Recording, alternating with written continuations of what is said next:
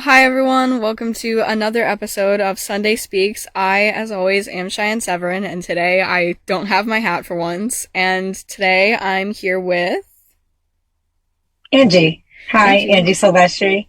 So Angie, you do work with Alumni in Recovery, but you also have your own nonprofit organization, is that right? Yes. Yes, what's it called? So it's called The Unspoken Truth. And what do you guys do? So right now, my mission is to basically be the connecting piece for people and for mothers, and to also, while bringing awareness about how many mothers are in recovery and the lack of resources there is. Through my own experience, I've had to reach out and find resources, or like one time I needed help moving, so I got assistance, and I had to find like a bunch of different places and make a bunch of calls, and not all was I able to get a solution from, but the ones I did, like I have a list composed, right, of just resources that I know are reliable, and I like to give people things that I know have worked for me, just so they have that like definite support, if that makes sense. Yeah, that makes sense. Do you want to talk a little bit about your experiences of how you got to this position before we get into wellness and wholeness or anything, just like as a lead up, or? Sure. So for me, it was more of, like I said, the lack of resources is what made me create something. While also, I started working in the field and learning about a lot of different things, but then also seeing like there is so many mothers. Like I'm not the only person who goes through things with the court system, moving and having to have arrangements, like having to arrange schedules and all of these things, right?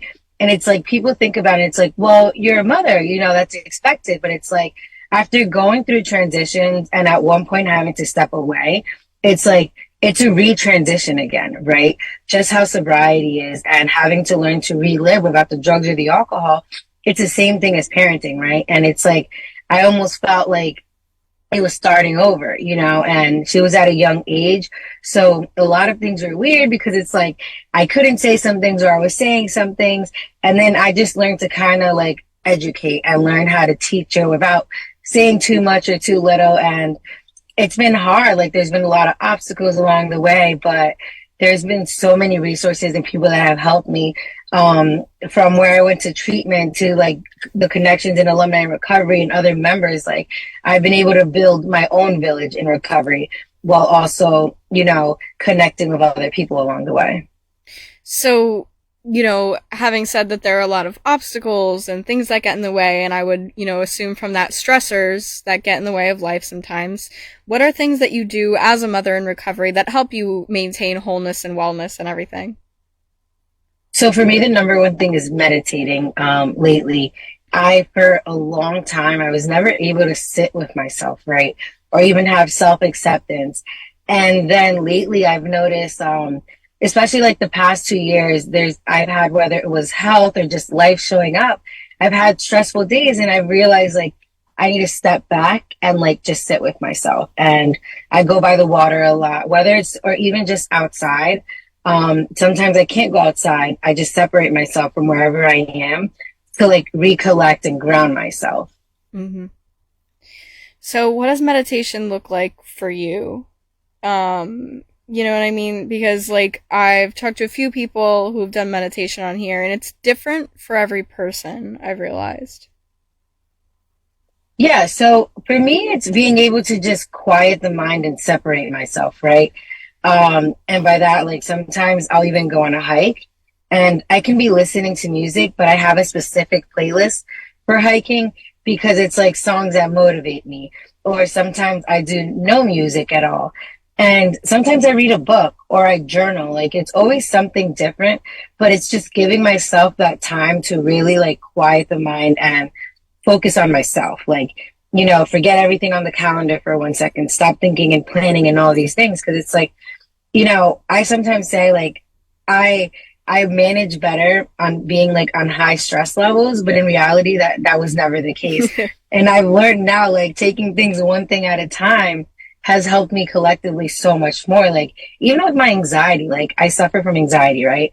And I struggle with it sometimes. And it's because I forget to like, okay, hold on, ground myself, like everything's okay. And I have to take deep breaths. And it's like, even as a mother, these are things that I'm teaching my daughter too. And it's just like certain things, she's at an age where, everything's funny or challenging. And it's always like such a beautiful thing because it's like, I remember doing those things as a kid.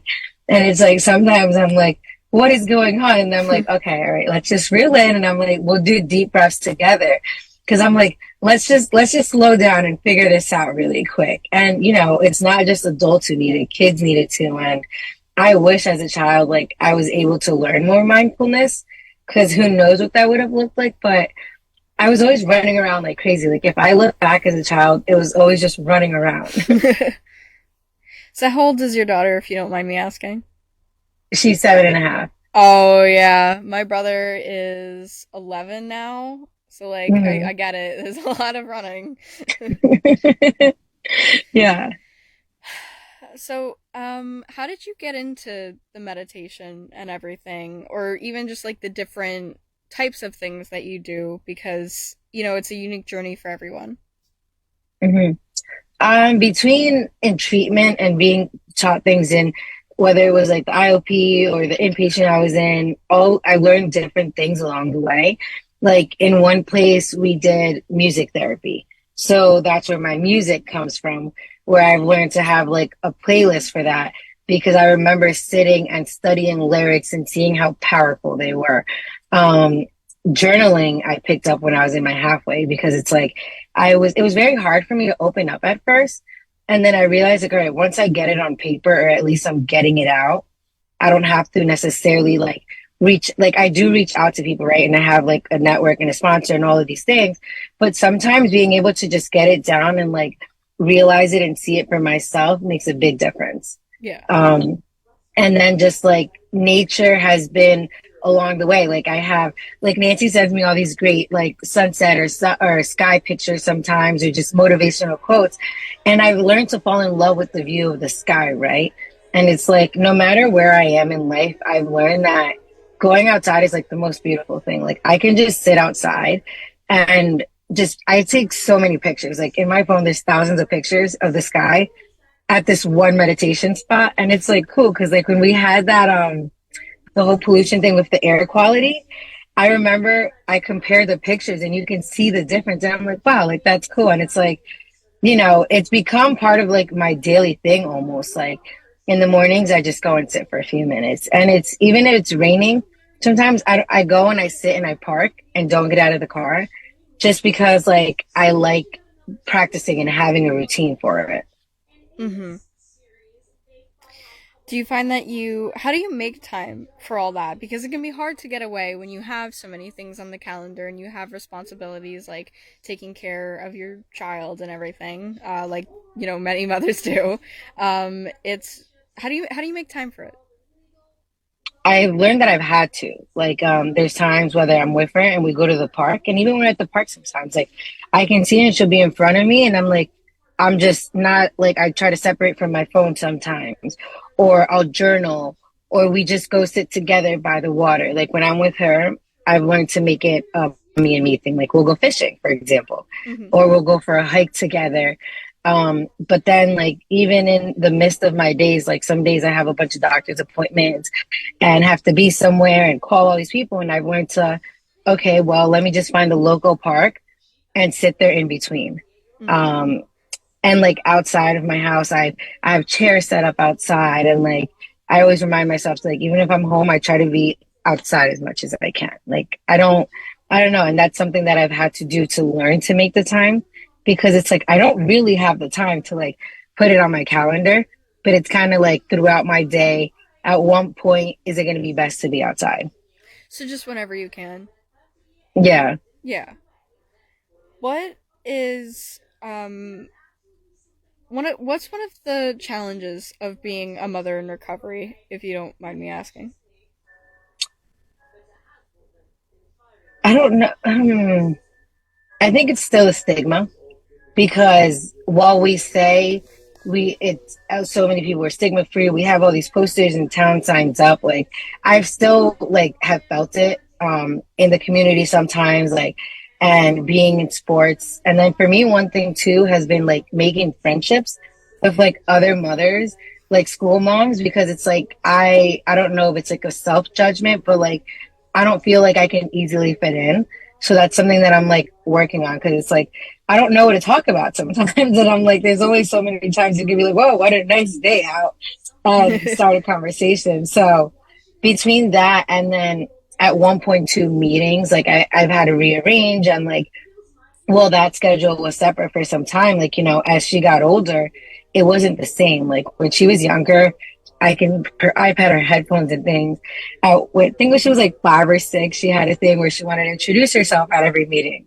So I Mhm. had to like retell her, like, so it's always been different things, but I think it's mainly reconnecting with other moms. I find myself having a hard time sometimes. Do they react differently, like if you tell them that you're in recovery, or? So some I don't even say it to. And then because of like my nonprofit, I've done a lot of town events, and I try to be as vocal as I can, because I don't want it, like I want there not to be a stigma around it. And a lot of women have like congratulated me, like some people have asked me more about it.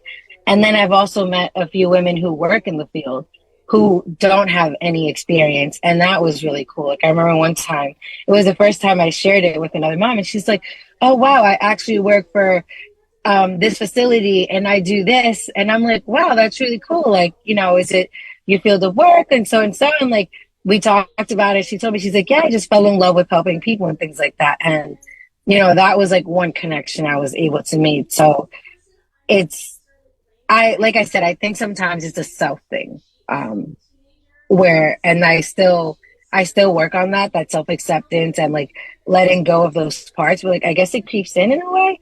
Mhm. So yeah, I don't know. That's good though. I'm happy to hear that you've had a lot of positive reactions overall to that. Yeah.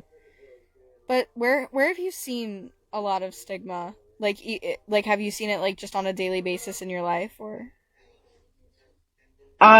Yeah, especially like when I was first trying to get sober, like that's when I realized like how bad it was, like whether it was in my family or around me. Her preschool, for example, at one point I had to bring like a birth certificate to prove, and court documentations, because I was being challenged on it. And it's like it's such a terrible feeling, but it's like it's also I've learned to twist it and reframe it in my head to like, well, today I'm able to do this. Today I do have these papers to support it. So it's like, you can challenge me, but I'm going to, respectfully back it up, if that makes sense. And that's kind of where I've learned to also like quiet that negative voice in my head that tells me that like the stigma too is so bad, because like even my family sometimes, like whether it's like, oh, you look so much better, you're doing this, are you still doing this, like are you still not drinking, and I'm kind of like, it's hard to even explain, and I'm like, I've learned to just like, no, I don't know. Yeah, sometimes family can be weird. But Mhm. you're keeping on, and that's all that really matters. Speaking of, what made you really decide to turn and help other people, like with this? Because it's one thing to go and sort your own stuff out, but what made you really think and go and decide to start a whole nonprofit and help other people with this process? Well, because of like struggling with my acceptance, right? And I at one point did not know how to ask for help. And like even this part of it gets me a little emotional, because it's such a terrible feeling to want to change your life and do all these things and want to ask for help but not get help. And it's like I went through all these obstacles throughout my journey, where it's like I felt like I was alone, but I really wasn't. And it's like I I don't know how to explain it, but it's literally from having so much hardship and not wanting somebody else to feel like this. And like even with the court process, right? It's anxiety riddling, right? It's like having to revisit things from the past. Like part of it can be traumatic. And it's like back in the day, I would never make it to court. There was times I couldn't show up because I was afraid I was going to smell like liquor, or I had relapse that same morning because I like didn't think things were going to go in my favor. So I gave up on myself.